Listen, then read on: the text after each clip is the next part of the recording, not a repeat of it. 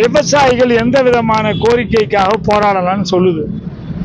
நாங்க பஸ்ஸை மறிக்கல, பஸ்ஸுக்கு டேமேஜ் உண்டாக்கல, யாருக்கு நஷ்டம் உண்டாக்கல. ஆனா கோழிக்கு 20% 20 ரூபா சேர்த்து கொடுன்னு போராடிட்டு வர்ற ஈசன் முருகேசனை பொங்கல் தினத்துல அதுவும் இதுதானே விவசாயிகளுடைய வாழ்வாதாரமே. இந்த வாழ்வாதாரத்துக்கு முதல் நாள் கைது பண்ணி ஜெயிலில் அடைக்கிறது என்ன நியாயம் இருக்குது?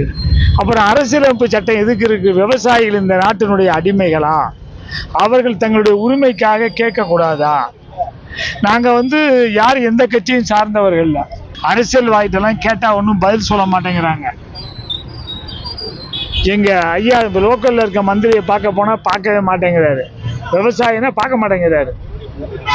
அதனால அறிஞர் அண்ணா கிட்ட கொடுத்து அவங்களுக்கு நல்ல ஒரு எண்ணத்தை உண்டாக்கு, நல்ல மனசை மாற்று, அவங்கள விவசாயிகளை காப்பாற்றுவதற்கு உரிய நடவடிக்கை எடுங்கள் என்று அறிஞர் அண்ணா இறந்து போன அறிஞர் அண்ணா கிட்ட கொடுத்து அதை அவங்க மனசை மாற்ற